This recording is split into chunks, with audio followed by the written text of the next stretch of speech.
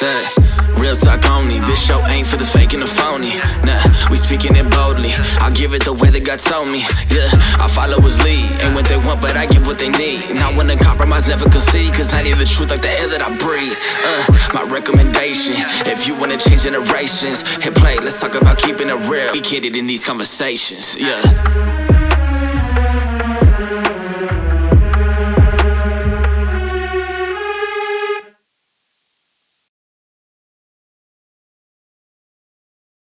Welcome to Candid Conversations. I'm your host, Aaron Cooley, and today I got the very first guest I've ever had. I'm hyped.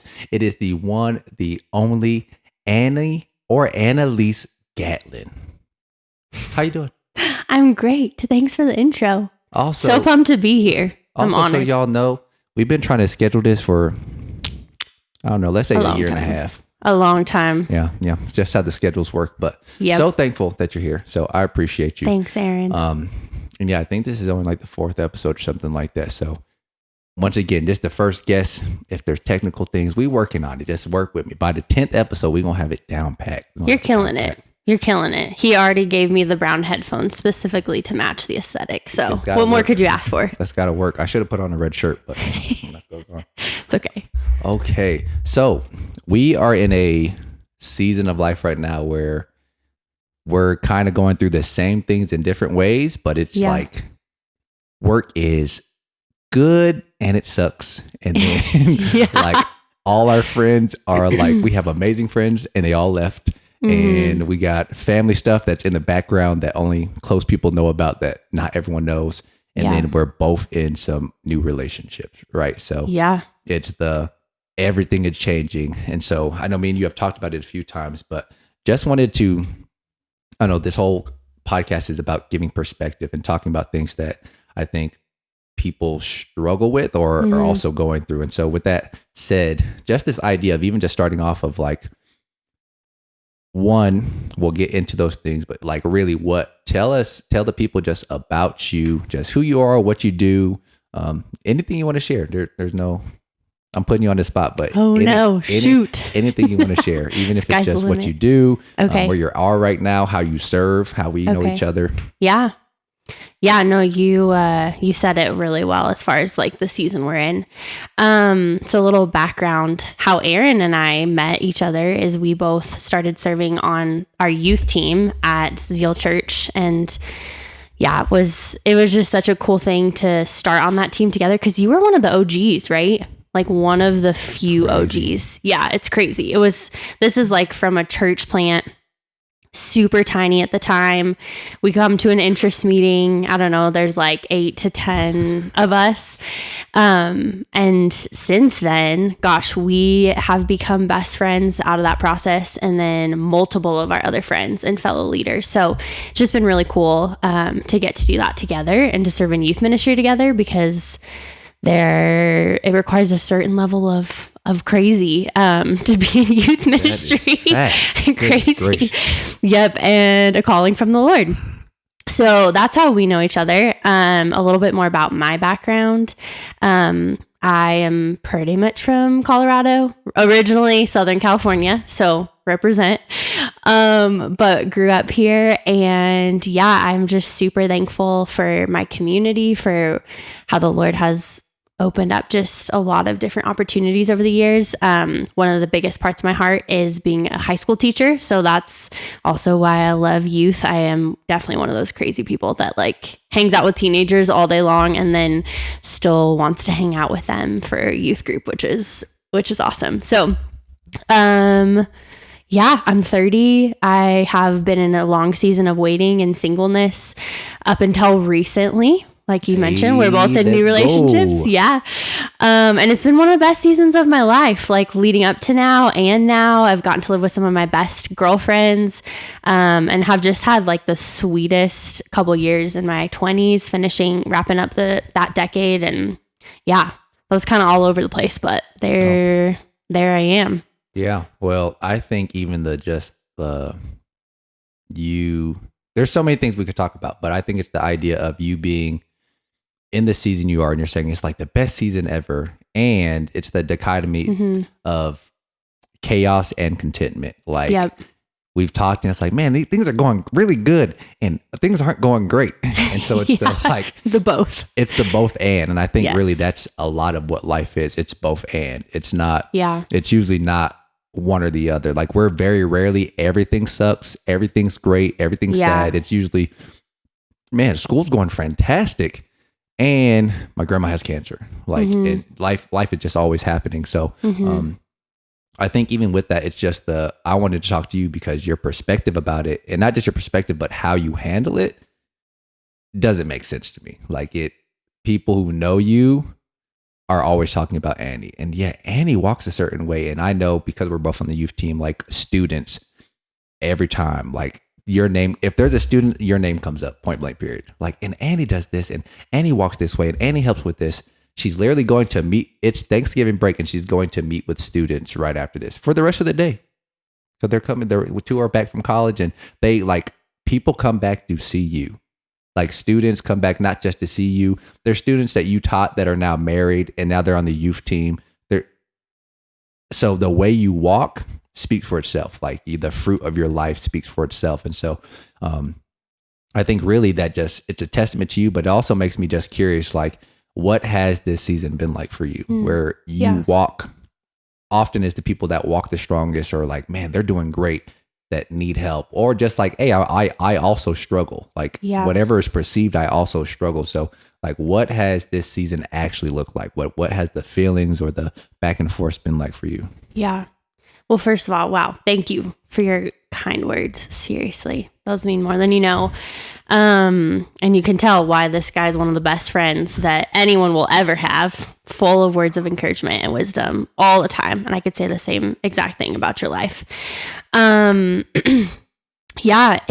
is a really hard thing. Like you said, the dichotomy of seasons of transition and change. And I think obviously we're both still young, 30, almost 30. But the more life that I live, the more that I'm beginning to see, and I hear from mentors or people who I admire, and just like, I want my life to resemble theirs as I get older. But I hear more and more, and I see and experience more and more myself, that there is always that joy and that grief simultaneous. And I think that it can be really hard to live in the both and, because so often it's like, no, we want life to just be full of joy, or you have seasons of more grieving. But I think that anytime that you have season transitions and one thing ending and then one thing beginning, you're always going to have that mix of emotions. So for me, just personally, like, getting into the nitty gritty of what that has looked like you said, we've had a huge transition friend wise. We've been in the same crew for a while, running in the same circle, just doing life with the most amazing people, like some of the best friends that I've ever had in my life. And I didn't think that I would say that at 30 years old, that it was like, at 27, 28, that I met some of my best friends. But truly, we did. And just the Lord has taken them elsewhere, or the military has taken them elsewhere, or whatever. Yeah. And so we've just had a huge turnover of that. And that's been like some of my best friends, people who, I've done life with obviously for a handful of years, but then also like post college to now have gotten married, have moved on, have left Colorado. And so that's just been a huge transition, and all kind of at once. So when that happens, you're like grappling with, oh my gosh, I'm so thankful that I've had these people in my life. And that's such a gift. And I think you realize even more so after the fact, which that in and of itself is a lesson of like truly taking inventory in the present, in the moment of, what do I have in my life right now? Who do I have in my life right now? That is a gift that like, we don't know if that's going to continue to be the case. So yeah, roommates, best friends, like so many of my core community moving on. transitions with work, like praying through stuff with that, and that just being a harder season, new relationship, and that being beautiful and so joyful. And then also like learning all the new in that. And so it's just, yeah, it's been a lot of change at once. One of my best friends, she recently was like, Annie, you got to be gracious with yourself. Cause I was just like having an emo day and I don't do super well with that. Like you said, I try to kind of like rise above it. But I also am convicted by Jesus often of like, Annie, I experience the full range of human emotions on this earth. Like everything that you go through, I understand, because when I put on flesh and bone and marrow, like that's what I experience too. And so those things are okay. There's space for those emotions. But anyway, one of my best friends was like, Annie, yeah, this has been one of the biggest transition seasons of your life in like almost a decade. So it just makes sense naturally that all those things are going to kind of coincide, but it can be really hard to grapple with that in the moment. And I do think that in seasons where there is seemingly more loneliness, I've talked about this, but it's hard, but it's always an invitation from the Lord for a greater depth of intimacy with him. And it's like, okay, are you going to use this time to really press into me, Annie, and to press into my heart? Or are you going to try to fill that with distractions, which is really easy to do? So I'm kind of learning right now, like, how do I rest and how do I take a step back and how do I allow space to just be with Jesus amidst all of those emotions. So anyway, I'd love to hear though from you, like similarly, because you're in such a season of transition also. How has that been for you? Well, not a lot of turbulence like you, but I think even in the context of like it's the crazy how it switches when we were talking about like, okay, we had this friend group and that was great. And then it was like, also like you talking about, man, I want to be married. I want to find that someone. Yeah. And then that someone possibly comes and then all the friends leave. And it's like, wait, whoa, God, I want both. Can we have both? Like not one or the other? And it's that like, okay, that's life. Like sometimes it happens that way. And then also that piece of just like staying in touch with God, like in each of those seasons. Cause it's all right, Andy, both of us got to make sure we're staying connected to God while there's like, we're waiting for someone or we're looking for that. Like he has to feel that not just now, but when that person comes. And then the person come, okay, are we still feeling that? And what that looks like. And for me, I don't know. I think you interact with a lot more people just in the day to day. I mean, we're very different on the extroversion scale. You're a teacher, so that's enough right there. Yeah. You love being around people. You like, you're filling up. I know your whole week, this week is filled with meeting up with people. I know. I don't. A little bit. I have space. Space because your family fills in that space. Okay. And that it's not a bad thing. It's just it's easy to see from you like when people leave, like why that's so hard. Because right. Like, man, no, I do life. I want this. I need people in my life. And then for me, it was man, I got some good friends. And then they were leaving and it was like, I'm good. And then it was like taking inventory one day and I was like, hold up. I don't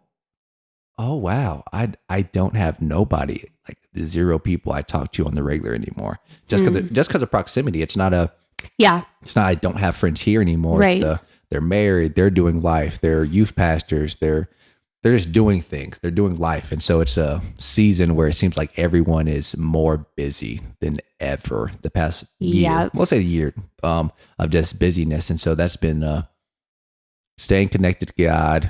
And then in the new relationship, because you also don't want to be that person that's like, I found someone, I'm all consumed by that person. We've had friends that do that a little bit. Yes. Hey, we can all hang out. So it's the balance of, because there's not as many friends around, it's a little easier to be like, not deuces. There's nowhere else to go. Right. So I don't know. I think this has just been a season of being more intentional with people, of like, making time to get together, to even if it's just phone calls. I've been on a lot of phone calls. That's awesome. Just because it's like meeting new people. it's not that you can't make new friends as you get older. It's just sometimes you don't want to. It's a lot of work Right. to make close friends. And so Yeah. it's like, how do we do long distance friendship? Like we always talk about long distance relationships, but it's like, what about long distance friendships? Because it's important. So that's something that I've been learning to do, and just I'm okay with the season. It's like That's good. frustrating, and it's like it's just the season we're in, so it's not terrible. No, I agree. I agree. And I was reading earlier. I'll just pull it up on my phone real fast, but it reminds me of Isaiah 43.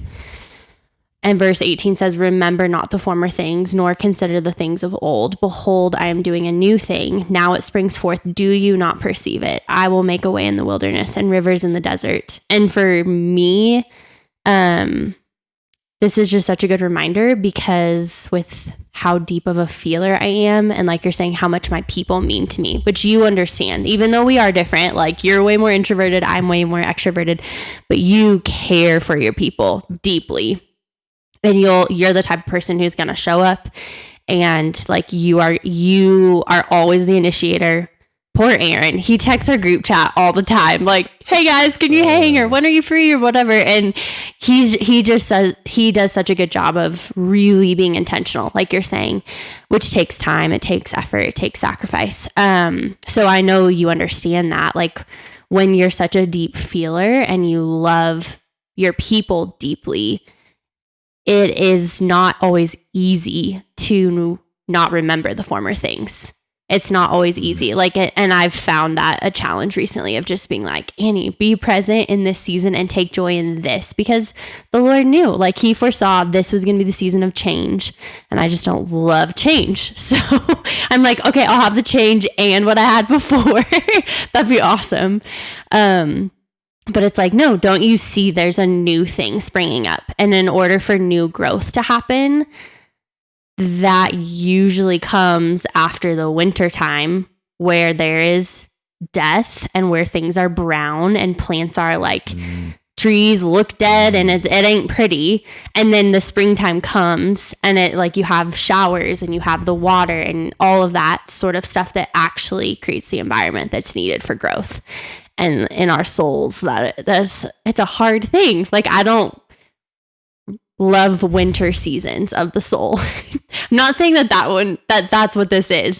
That's kind of dramatic, but just seasons of change in general.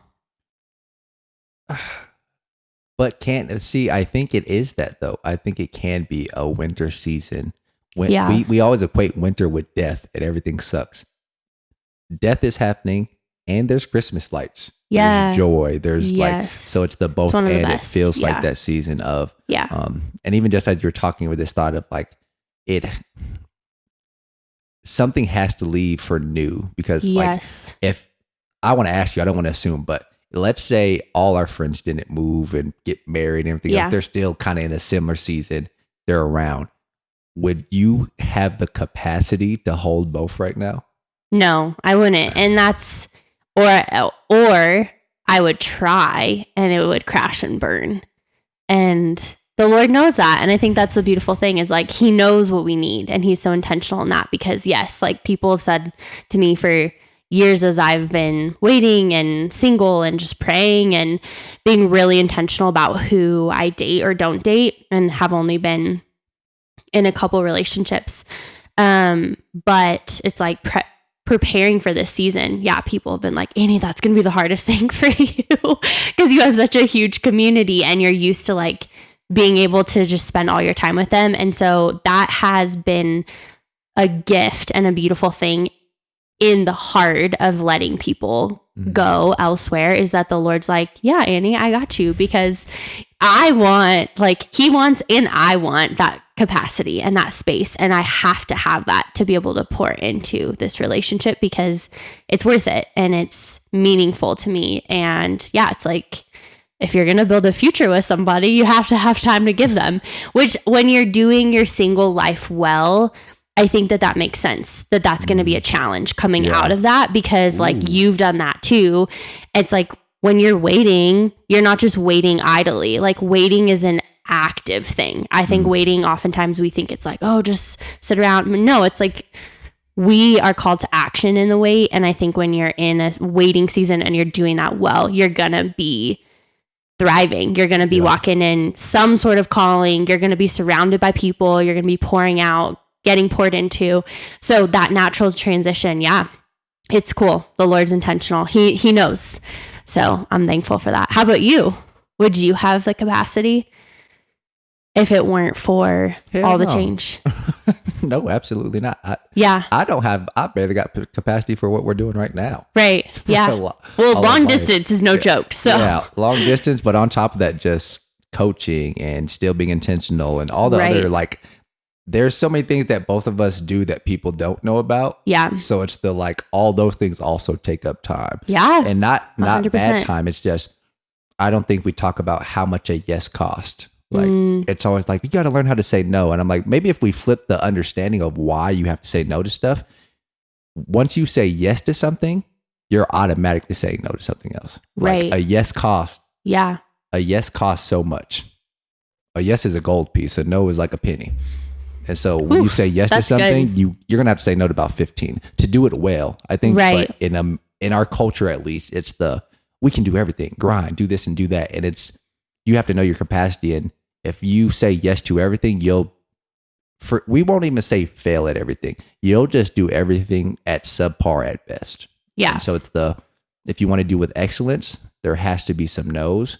So that's been an interesting season and I think similar to you, God made it happen. Yeah. Like, it wasn't really a choice. It's like, hey, like, here you go. You're not allowed to do that anymore. People telling me, you're not going to do that anymore.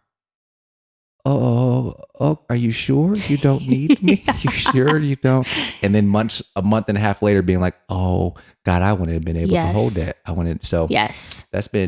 It's been good. And to transition or to step into something, because I think for a lot of listeners, I'll say man and female, but male and female, but I think really for females,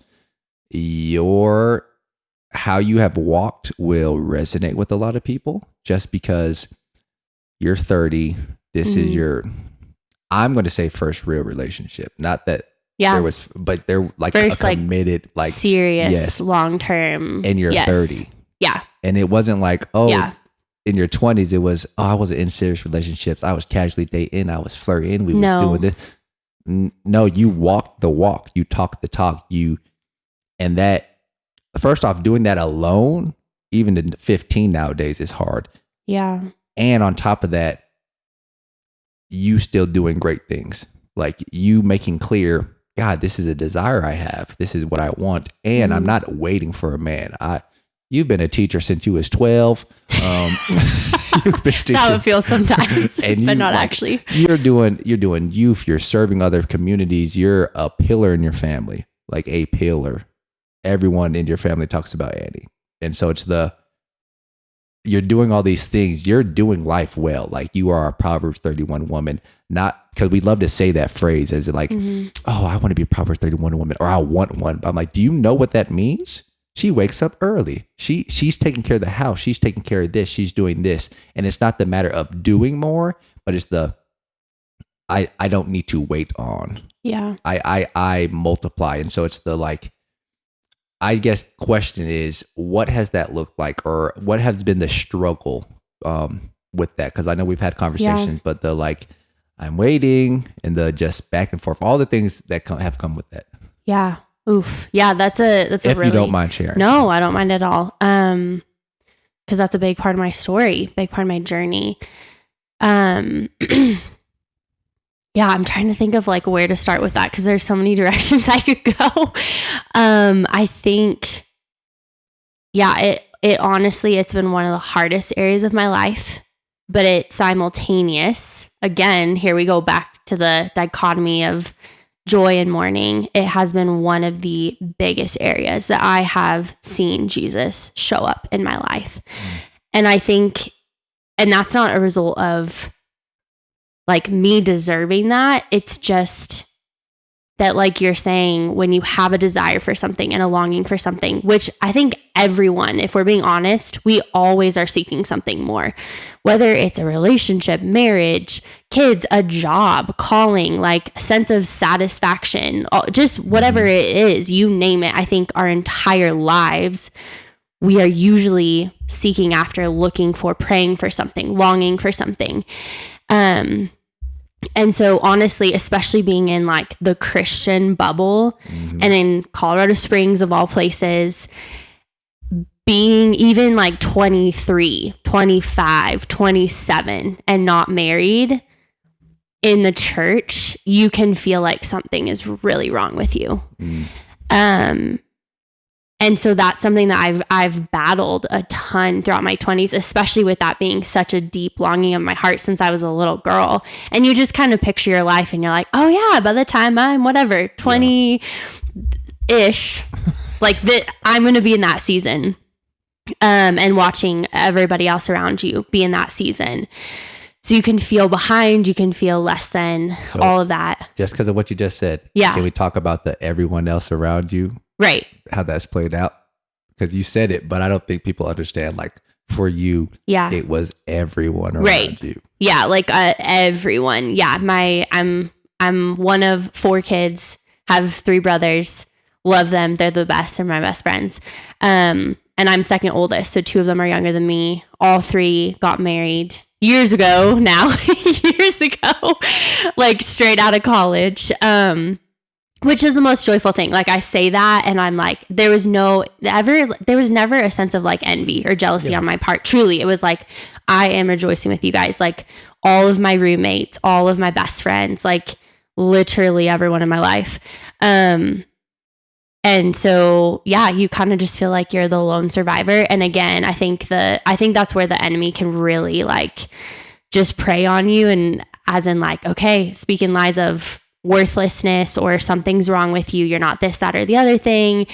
Or just feeling unworthy or unwanted or whatever. And that's what culture speaks all the time too. It's like, oh, you don't have your life together until you're with someone, or like that's when you're going to feel complete or fully satisfied or whatever. So a lot of my 20s have just been like battling those lies, believing and praying even when I've had like hope deferred, and when it's been really hard to sit in those moments of just like disappointment and feeling like I am tough, feeling like I'm being left behind or whatever. But trusting the Lord and having to run to him in that process. And there has been nothing greater or sweeter than that. It has been so painful at moments. And honestly, it's revealed like where my heart has been at with the Lord, because I think the hardest moments were when I was like coming to a point of I was in such disappointment, or I was so discouraged about this just feels hopeless. Like this doesn't even feel like it's even a possibility, where I would have to confront like my own trust in the Lord or lack thereof, where I'm like, oof, Jesus, I say that I trust you. I say that like I know that you're good and your plans for my life are good, but I don't actually believe that. And that was the hardest thing for me to confront. But it's just been wild. Like truly, I would not change one bit of my story, even though it's not like I know like the end of it yet, but I wouldn't change one bit of it, because like I said, I've been blessed and just given like the best, sweetest season where I have had so many friends and family members like truly be the loves of my life. And that probably sounds weird to say that, but it's like, no, they have loved me and shown up for me in the way that like I would expect if I were like married through my 20s. And it's like, no people have, aside from that, like in my community, have done that for me and just walked alongside of me. And more importantly, Jesus has. Like, I remember him really taking me through this journey a couple years ago, where he just kind of had me zoom out, where it's almost like I was looking at my life from bird's eye view. And he was like, Annie, you're like so often focused on like this horizontal love story that I've written for you, which I have for you. But like the vertical love story I have, like my capital LOVE love story for you as my daughter, that is what I am unfolding right now. And being loved by him and pursued by Jesus, like there is no greater love. I'm convinced there is no greater love, and there's no greater love story. And the way that he has just like met me in those moments where I am lonely, I'm crying myself to sleep. Like I attend another wedding, or I'm in another wedding or whatever, where you're just like, is this ever going to happen, Lord? And you feel so discouraged, but he's there. And I think that that's just like the most beautiful thing about anything that's hard. Like that doesn't just apply to my season. It's like any difficult season, if we will allow him into that space with us, what he speaks over us, the worth, the identity, the calling, it's better and it's more beautiful than something we could ever conjure up. And I just kind of came to that point where I was like, okay, Jesus, like here's the pen of my life. I don't want to be the author of my own story. And I'm tired of trying to like make things happen my own way. And I'm going to just keep on running, because you don't make mistakes. And I think that's the thing. It's like at the end of the day, he does not make mistakes. So am I going to trust that or not? Which is hard. Anyway, sorry, that was a long answer. Like I said, I could talk about it for a long time because it's been my whole life up until now. Yeah. Hey, I might cry. Don't mind me. No, because it's not even like we've known each other for 10 years or something. Right. It's been 3 going on 4. 4, yeah. And just seeing like, and I need y'all to understand, you're not ugly. Like, thank you. You're not poor. You're not like yeah. incapable of something. You're like, so it's not, because I think sometimes it's just, God loves me. I know he loves me more than other people. And it's like, you also could probably use a little makeup, or right. I don't know, maybe brush your hair. There's some things you could do to help yourself out. And which I could. It's not that. And I mean, to the point where like we're trying to set you up. Yeah. And when the pastor is like, hey, I got someone, I think it might work for you. That doesn't talk to you need someone. It talks to the value of you. And I think that's something people don't understand, that when you are actually walking it out, like, I think it is harder the longer someone goes without, the longer someone learns themselves and their own identity, the shorter the bucket gets to pull from. Because when you don't know nothing, it's like anyone's an option. But as you actually take the time, spend the time with God, learn who you are, it just keeps shrinking and shrinking and shrinking and shrinking. And so it can very much feel like, is there no one? Like, is there? And it's but it says, he who finds a wife finds a good thing. Not he who finds a woman, not he who finds they already are a wife. And the more valuable a treasure is, the harder it is to find it. Like, no one buries millions of dollars outside, like, oh yeah, let me just put this right here and mark it. No, I'll put a penny. You'll put a penny on the floor. People don't even pick up pennies. They're like, oh, I don't want to keep the change. And I think a lot of people are offering change to people because they want to be picked up so bad. Oof, and not knowing that they're worth millions. And so it's you actually, even when you weren't feeling that way, God made it clear to you, you're worth too much for me to just give you to anyone. You're worth too much for you to go through hurt. And I think also you're just you speak to the understanding that like people don't have to go through hurt. They don't. Come on. In the sense of, especially relationships, like you don't have to. I think our culture makes it like, man, you'll probably have 5 or 6 breakups, or he's going to take, you don't have to go through a few to figure it out. And it's not that you didn't have some relationship things that were interesting, but it wasn't, there was no like, I'm crying on my bed because a person broke my heart. Yeah. Right. And it's if God is the only one who can mend a broken heart, then if it's broken because of expectations with him, he's going to fix it. Yeah. And so it's that of you saying, God, I feel this way. He's like, I got you. And that, I don't know, that's huge, just because there's so many people. We're doing youth, right? And you see it. You're a teacher in high school. You see it. And you're like, I was just telling my sister the other day, I'm like, your brother did some dating in high school. Wish I wouldn't have, really. And not because it was terrible or it was just like, it was in a way pointless. Like, even when you are more mature, like my sisters really are, most people don't know themselves any kind of close No. enough or well enough to even know what to look for. Yeah. And so it's that idea of like, are you willing to take that time? And for you, it's relationship, right? It's marriage. Right. For someone else, it might be a certain career or a calling that they know is on their life, a desire that they know is righteous. And it's been 20 years, 30 years. And it's the, God, do you hear? Do you see? Do you care? Yeah. And I think because you kept walking it out, God's like, I do. And he reminds you, and he's put people in your life. And I mean, you look at David, got anointed when he was 15. It was about 15 years before that even came to pass. Yeah. Noah was 50, 80. I think it was 50. Took him 50 years to build the boat. Yeah. Abraham was 80 when he got the promise. Yep. Literally. And then it was another 20 years till he's like, hey, now you're going to, so it's the like, are we willing to go through the process and are we willing to be in the hurt with God? Yeah. Like God is big enough to handle our questioning. God is big enough to handle our pissed off. God is like, yeah, he is. And so it is, I don't know. So good. It's you walk the walk and talk the talk, and it's exciting to see that. And it's as excited as I am about this aspect of your life, there's still, it's almost like when that happened, friends started moving. So it was like, oh, wait a second, that's new. And then it was the job. This is different. It just feels different. Yes. Am I still supposed to be doing this? Is it supposed to look different? And so I guess tying that into what has now season looked like the past couple months, what has it looked like to go through that with friends, with family, with God? Like what is that right now for you? Yeah. I think it's a day by day, just continuing to walk and trust and having moments that you're grieving and having moments that you're really excited. And,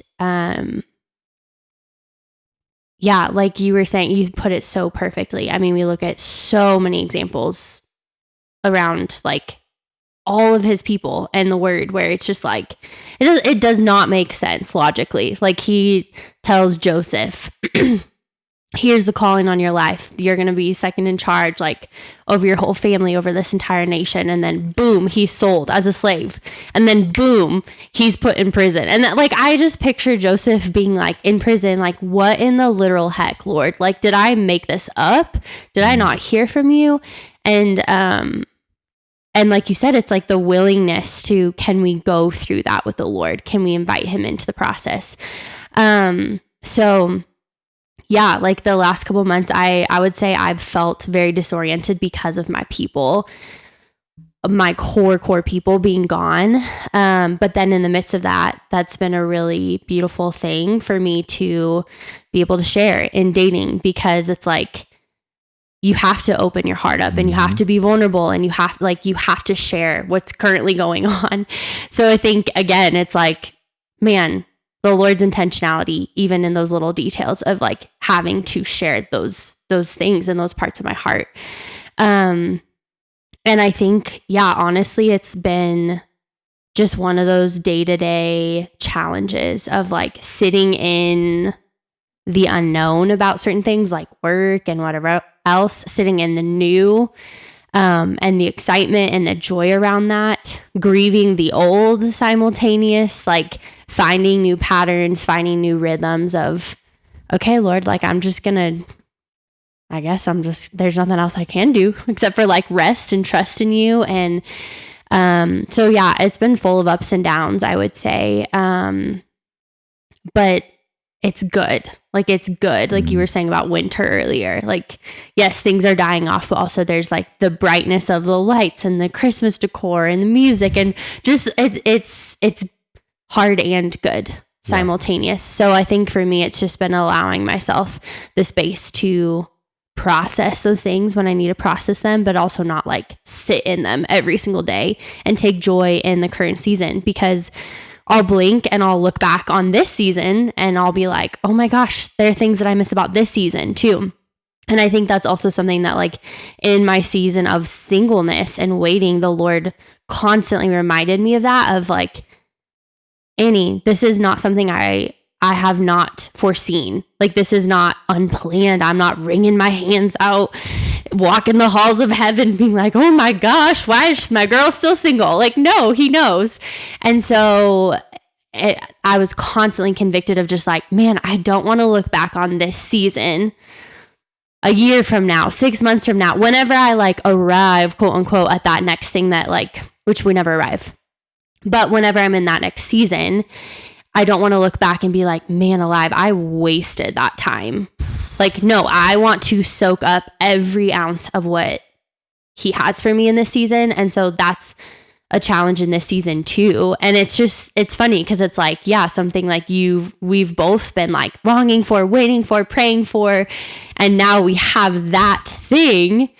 And yet then we're like struggling in other areas and grieving in other areas. So it's just like, that's life. Like, that's life. And that's why this is not heaven. Like, we're never going to arrive on this earth. So it's that constant reminder, because otherwise I think it would be way easier for me to just be self-sufficient and not have to truly like daily walk with Jesus and need him in every way. So yeah. That wasted season. Yeah. How many of us waste our waiting? Oof. Like, yeah. Whether it's for a relationship, for a job, for just a transition, a promotion, a family member to come to Christ, waiting for anything, waiting for that next basketball season. I'm a freshman in high school and I can't wait to play varsity, but we're so wanting to get there that we don't do the preparation here. And so when there comes, because it will come, we're not ready. And there's nothing worse than not being prepared for that moment. Yes. When life taps you on the shoulder and I'm not actually ready for game time. I haven't been preparing. I haven't been doing the reps. Yes. And so I know you got to go. I got to let you go in a few minutes. So I want to know, because I think we talk about it and it's easy, because it's not like you're married yet, right? Right. You just dating someone. Yeah. And that's a big deal. Yeah. So it's not a small thing. And it's while you're in process, I want to hear from you, because I think it's easy for someone to be married, 2 kids in, and whatever their life story looked like, whether it was, I didn't get married till I was 40, or I got married when I was 20, whatever the concept is, it's easy to tell other people because you have it now. It's so worth the wait. Let me tell you, God is so faithful. Yes. God is so good. You're in the, like, just stepping into some of that. Is it really worth the wait? Like, is it worth doing it the way God asks us to? Like, is it really worth, like, and to be candid, is it worth the not having sex before marriage? Is it worth the not fooling around? Is it worth the not casually dating just because someone around? Like, we don't have to do anything wrong. We just hang out. Like, is it worth actually walking that way? 1,000%. Which sounds so cliche, like you said, because we hear that our entire lives. And they're like, just wait till you least expect it. Well, that's not always true. But yes, 1,000%. And I know that not just from my own experience, but from watching other people around me who have gone before me in that and done it so well.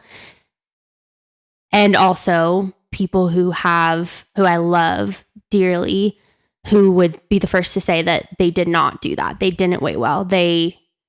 I'm one of the people. And just the amount of hurt and sorrow and pain that can come from that. Like, I look back and there are moments where it's like, man alive. Like, I remember just thinking sometimes in my 20s and being like, Jesus, am I invisible? Like, literally, am I invisible? I'm not the type of girl to like be asked on dates, whatever. And I'm not saying I'm a supermodel by any means. Like, that's never my mentality. But right, I'm like, I have some qualities, right? But honestly, then I would catch myself, like, after saying that, sensing the Lord being like, Annie, this is literally what you've prayed for. Like, this is my protection. Yeah. This is like, there's a difference between being hidden and being unseen. You can be fully seen and yet hidden. And that it is a hard place to be. It is a lonely place to be, but it 1,000% is worth it. Even now, it's just like in relationship, like doing life with someone and getting to know someone's heart who is so in love with Jesus and running that same way, and where we both are seeking him individually, that's what makes the relationship work. Like, because it's really tempting if you are not centered on him, and if you don't know your worth, like we're saying, like if you don't know who the heck you are, well, you're just going to change and morph yourself into whatever you think you need to be or should be for that person. And then you see all these broken relationships and all these broken marriages. And there are lots of other reasons, obviously, for that brokenness. Like, it's not just that. But I think that is so common because it's like you just lose yourself in that person. And ultimately, guess what? They are a person. So like I'm just as broken and messed up. Like, I'm going to disappoint someone and he's going to disappoint me because we're just human, and that is what it is. But truly, like, waiting and not sleeping around and not having all of that emotional trauma and baggage. Like, I still have my things to work through. Don't get me wrong. We all still have our stuff. But yeah, it's like that treasure that you're talking about earlier. Like, no one's just going to put a treasure out in the middle of nowhere to be trampled on or to be passed around. And it's like anything that is worth having in this life is going to have to be fought for. And it's hard. Like, if it's worth it, you're going to have to work hard for that. And I think that still applies in relationships big time. Because it's like, okay, our hearts are ready for that. Like, our expectations are set where they need to be. And it can actually be like a beautiful, healthy relationship because like you're not coming in with like all of this like trauma and woundedness that you're then trying to have fixed by that other person. Again, we all still have our stuff, but yeah, 1,000%. Why add to this stuff when you don't got to? Right. Yeah. So 1,000% worth it. You said so many great things, and I'm like, she gotta go. She's going to hang out with students all day. Love them. They're the best. They are great. They are some great people. And once again, I just gotta let you know, you're one of my favorite people. And I know I tell you this, but like, same with you. The world needs to know. No, I don't need to be encouraged. I thank you, but I don't need encouragement. I need you to hear that you are amazing, right? Even in you walk through so many different seasons, and because I like have a relationship with your parents and like talk to them, I be learning stuff about you or just things going on in life. I'm like, she going through that too? What? And you just be walking the exact same, loving people well. Like, you see people so well, and you've never been consumed by your own things. Like, I watched you watch one of your best friends get in a serious relationship, the other best friend get proposed to, the two living with you, and you celebrate them so well, and at the same time cry. Not in the why them, but God, what about me too?